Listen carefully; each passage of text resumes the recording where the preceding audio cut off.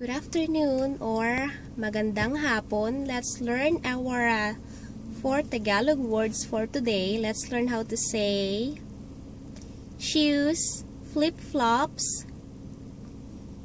shoelace, and socks. So let's start with shoes. Let's learn how to say shoes. Shoes is sapatos. Sapatos. Sapatos. And socks, medyas. Medyas. Medyas. Medyas.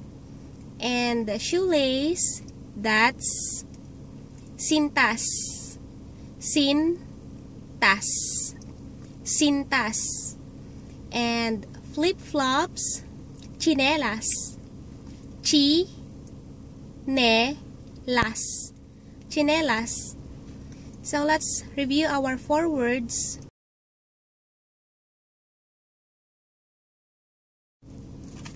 We have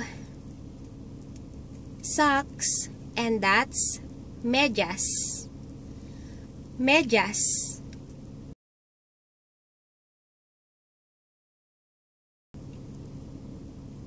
And shoelace, sintas. Sintas. Sintas.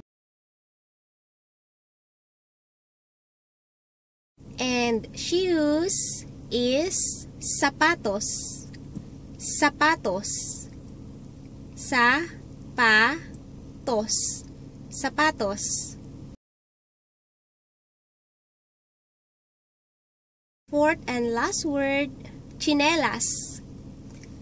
Flip-flops, that's tsinelas. Tsinelas.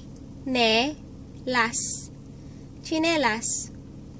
That's it for today.